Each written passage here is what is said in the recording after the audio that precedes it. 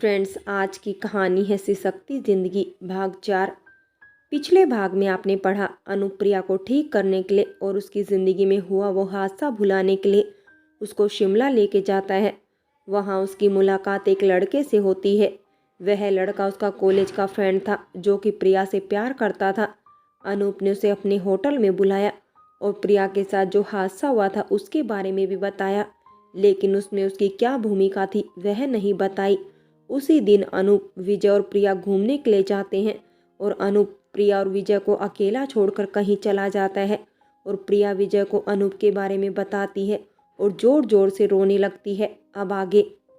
मगर विजय ने प्रिया से इस बारे में कुछ और नहीं पूछा और ना ही कुछ कहा, क्योंकि अब अनूप बदल चुका था। विजय ने उसकी आंखों में प्रिया के लिए बेपनाह मोहब्बत देखी थी, इसीलिए अनूप को एक मौका तो और मिलना चाहिए था। प्रिया बात पूरी करके घुटनों के बल बैठ गई और बहुत बुरी तरह से रो पड़ी। वो थक चुकी थी इस जिंदगी से। विजय ने उसको समझाना शुरू किया, प्रिया, वो अनूप की गलती थी, मगर अब वो बदल चुका है। क्या अभी भी तुम्हें ऐसा लगता है कि अनूप वही पहले वाला अनूप है? तुम खुद सोचो, अगर वो पहले वाला अनूप होता तो क्या तुम्हें ठीक करने के लिए यहाँ तक लाता? तुम मुझसे कहीं ज्यादा अच्छे से अनूप को जानती हो। क्या तुम्हें उस अनूप में और इस अनूप में कोई फर्क नहीं दिखता? प्रिया, मैंने अनूप को तुम्हारे लिए तड़पते देखा है। जितनी उदासी तुम्हारे चेहरे पर होती है, उससे कहीं ज्यादा उदासी मैंने अनूप की आंखों में देखी है। जब तुम उसकी तरफ एक बार भी नजर उठाकर नहीं देखती हो ना, तब भी वो तुम्हें ही देख रहा होता है। प्रिया, मोहब्बत तुम्हारे दरवाजे पर लगातार दस्तक दे रही है, उसे मत ठुकराओ, वरना कहीं ऐसा ना हो वो एक बार जाए तो फिर कभी वापस लौट के ही ना आए। मोहब्बत का बिछड़ जाना बहुत तकलीफ देता है प्रिया, ये मुझसे बेहतर कोई नहीं समझ सकता।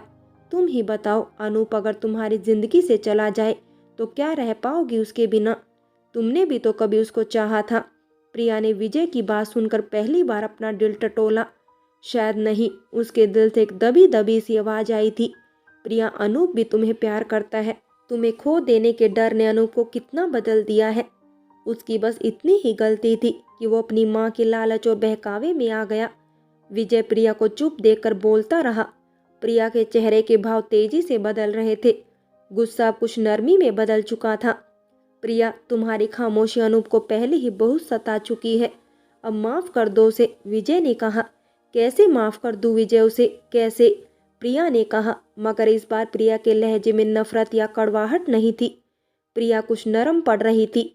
विजय ने इस नरमी का फायदा उठाया और अनूप की सारी खूबियां प्रिया के सामने गिनवाता रहा।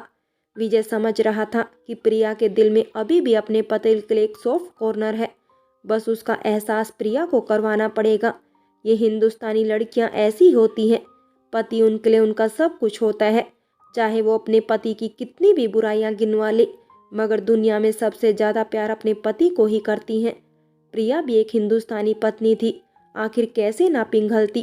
तभी प्रिया का फोन बज उठा। आप जल्दी सिटी हॉस्पिटल आ जाइए। प्रिया के फोन उठाते ही उधर से किसी महिला ने बहुत तेजी में कहा था। मगर क्यों, क्या हुआ? आप कौन बोल रही हैं? प्रिया ने एक ही सांस में कई सवाल पूछ डाले थे। अभी पहले आप हॉस्पिटल पहुंचे, इट्स इन इमरजेंसी, महिला ने जवाब दिया और फोन रख दिया। विजय, चलो हॉस्पिटल जाना है, वहां से फोन आया।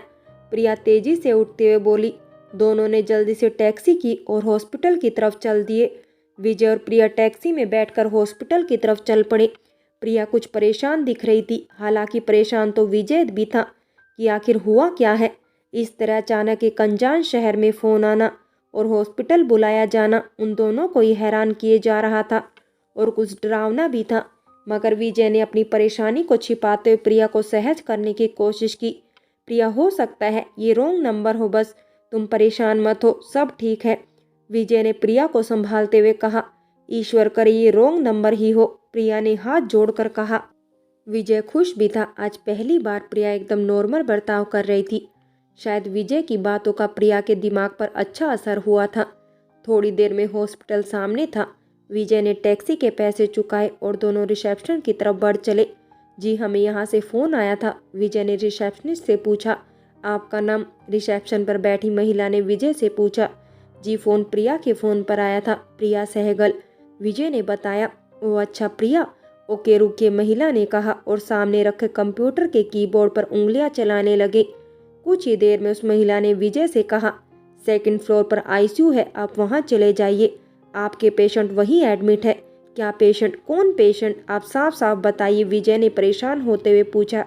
मगर प्रिया आईसीयू का नाम सुनते ही लिफ्ट की तरफ बढ़ चुकी थी। प्रिया, प्रिया, विजय प्रिया को आवाज देते हुए उसके पीछे दौड़ा। वो दोनों लिफ्ट से सेकंड फ्लोर पर पहुंचे और आईसीयू के सामने पहुंचकर विजय ने डॉक्टर से बात की। फिर कुछ परेशान सा प्रिया के पास आया और उसको बेड नंबर 10 के पास लेकर गया। प्रिया एकदम से रो पड़ी थी, मशीनों में उलझा हुआ, सर पर बहुत सारी पट्टियां बांधे हुए, मशीन की बीप बीप के साथ धड़कते हुए दिल के साथ आंखों को मूंदे अनूप बेड पर लेटा हुआ था। प्रिया अनूप के सीने पर सर रखकर रोती चली गई थी।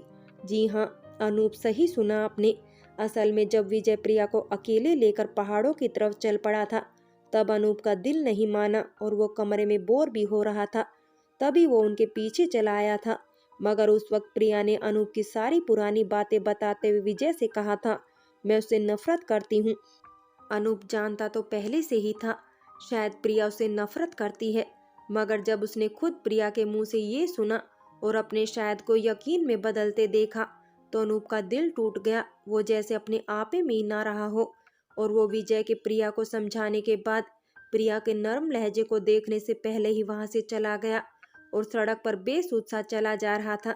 जब उसको एक तेज रफ्तार कार ने टक्कर मार दी, लोगों ने उसको उठाया और हॉस्पिटल पहुंचा दिया और उसके फोन में प्रिया का नंबर सबसे पहले था। हॉस्पिटल वालों ने उसको फोन करके हॉस्पिटल आने को कहा। प्रिया बहुत देर अनूप को पकड़कर रोती रही। विजय ने उसको शांत कराना चाहा, मगर वो बस रोई जा रही थी। आप पेशेंट को आराम करने दे, इनकी हालत बहुत सीरियस है, डॉक्टर ने आकर बताया। मगर डॉक्टर, ये कैसे हुआ? विजय ने पूछा। इनको जो लेकर यहाँ आए थे, उन्होंने बताया कि इनकी सड़क पर कार से टक्कर हो गई थी। इनके सर में काफी चोट आई है, ये 24 घंटे इनके लिए बहुत क्रिटिकल है। डॉक्टर ने सारी बात बताई। प्रिया तो रो रो कर बेसुध हो चुकी थी। उसको यकीन ही नहीं आ रहा था कि अनूप इस तरह उससे दूर हो जाएगा।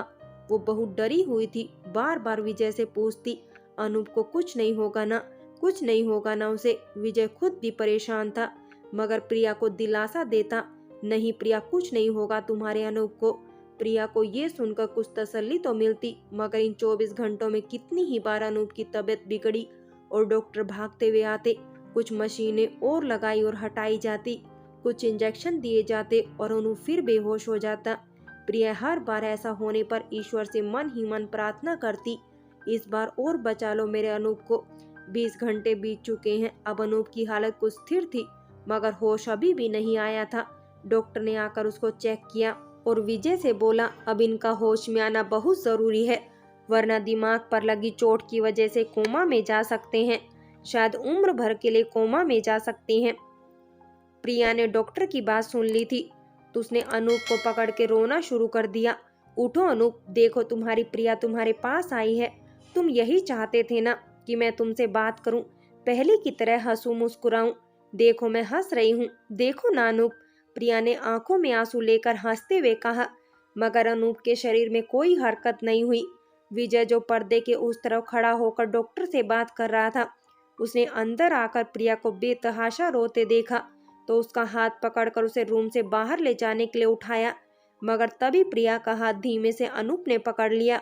प्रिया ने चौंक कर देखा तो अनूप के हाथ में हरकत होते हुए देखकर वो अनूप की तरफ मुड़ी और उसको पुकारा, अनूप, अनूप, आंखें खोलो अनूप, प्लीज मुझसे बात करो। बहुत सताया ना मैंने तुम्हें, माफ कर दो मुझे अनूप, मगर मुझे ये सजा मत दो।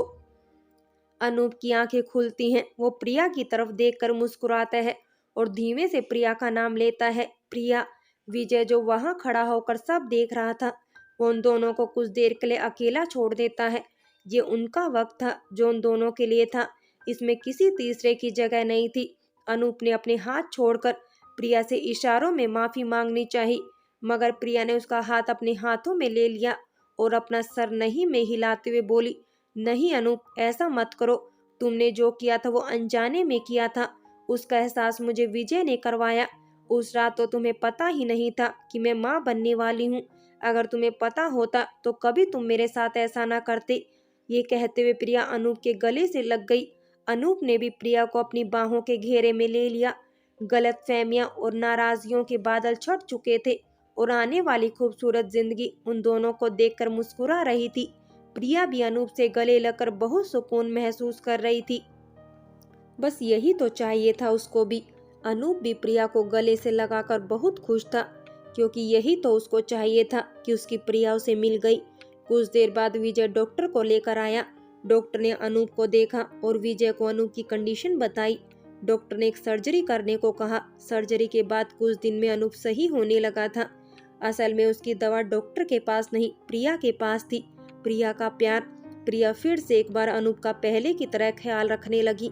उसकी दवा, उसका खाना पीना, हर चीज का ख्याल रखती प्रिया।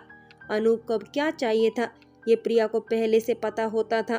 कुछ ही दिनों में अनूप को हॉस्पिटल से छुट्टी मिल गई और वो वापस घर आने के लिए आज रेलवे स्टेशन पर अपनी ट्रेन का इंतजार कर रहे थे। विजय भी उनके साथ ही था। वो भी अब घर जा रहा था। हाँ, उसकी ट्रेन अलग थी, जो प्रिया की ट्रेन के बाद आने वाली थी। तभी ट्रेन के हॉर्न की आवाज आई। विजय ने प्रिया और अनूप को ट्रेन में बैठाया और बाहर जाने लगा। तभी पीछे से प्रिया ने उसको पुकारा, विजय रुको, मुझे तुमसे कुछ कहना है। प्रिया ने आवाज दी और अनूप को सीट पर बैठाकर बाहर आई। हाँ बोलो प्रिया, क्या कहना है, विजय ने कहा। विजय, मुझे तुमको थैंक यू बोलना था। अगर तुमने मुझे ना समझाया होता, अनूप के अंदर आए बदलाव को देखने में मदद ना की होती, अगर तुमने मेरे दिल में दबे हुए प्यार को वापस जगाने में मदद ना की होती, तो शायद आज भी मैं खामोश सी खड़ी होती और अनूप से दूर होती चली जाती। आज हम दोनों एक साथ हैं तो बस तुम्हारी वजह से, प्रिया ने कहा। विजय हंसने लगा और कहने लगा, कमाल हो तुम दोनों पति पत्नी। होटल से निकलते हुए अनूप भी ऐसा ही कुछ कह रहा था, थैंक यू एंड ऑल, और अब तुम भी। ये तो मेरा फर्ज था कि मैं अपनी सबसे प्यारी दोस्त की मदद करूं। अरे हाँ, अपनी क्लास की वो दुबली पतली सी लड़की प्रभा है ना, उसकी शादी किसी मोटे लड़के से नहीं हुई। कभी वो तुमसे मिले और तुम पूछने लग जाओ। विजय ने कहा, क्या? तो क्या वो झूठ था? प्रिया ने कहा, हाँ, तुमसे बात शुरू करने का कुछ तो बहाना चाहिए था ना, वरना तुम्हारा दिमाग कैसे ठीक करता। विजय ने उसके सर पर हल्की सी चपत लगाते हुए कहा। प्रिया ने बनावटी गुस्से से विजय को देखा और फिर दोनों के ठहाके की आवाज हवा में गूंज उठी। अनूप ने प्रिया को ट्रेन की खिड़की से देखा। इस तरह हंसते हुए प्रिया को उसने बहुत दिनों बाद देखा था। वो खुश था और ईश्वर का शुक्रिया अदा कर रहा था कि उसकी प्रिया उसे वापस मिल गई। तभी ट्रेन के हॉर्न की एक बार फिर आवाज आई। ये ट्रेन चलने का इशारा था। प्रिया फौरन ट्रेन में चढ़ गई और ट्रेन चल पड़ी। विजय प्रिया को तब तक देखता रहा जब तक वो नजरों से ओझल नहीं हो गई। 2 साल बाद प्रिया हॉस्पिटल में दर्द से तड़प रही थी और अनूप बाहर टहल रहा था। अरे डरिए मत, प्रिया को कुछ नहीं हुआ था। वो आज मातृत्व का सुख भोगने वाली थी। जी हाँ, शिमला से आने के बाद अनूप ने प्रिया को शहर के सबसे बड़े डॉक्टर को दिखाया और उन्होंने उसका इलाज शुरू किया।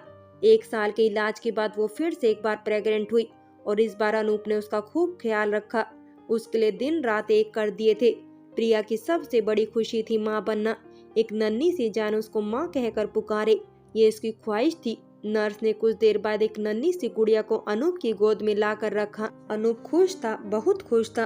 पापा बनने की खुशी तो थी ही, साथ में ये खुशी भी उससे ज्यादा थी कि प्रिया की ख्वाहिश पूरी हो गई। यहाँ तक कि शिमला से आने के बाद उसने अपनी माँ का घर भी छोड़ दिया था, क्योंकि वो अनूप की दूसरी शादी करवाने पर अड़ी हुई थी। उसको पोता जो चाहिए था। नन्ही परी के आ जाने के बाद उन दोनों की जिंदगी का अधूरापन भी खत्म हो गया। दोनों बहुत खुश थे। प्रिया को वार्ड में शिफ्ट किया गया। अनूप ने प्रिया से मिलकर उसका माथा चूमा और प्रिया की आंखों में आंसू आ गए, खुशी के आंसू। अब ना उसकी जिंदगी में वो 10 बजे वाला नियम था और ना पति और सास की क्रूरता, बस था तो अपने जीवन साथी का बहुत सारा प्यार और देखभाल। फ्रेंड्स, से सकती जिंदगी कहानी यहीं समाप्त होती है।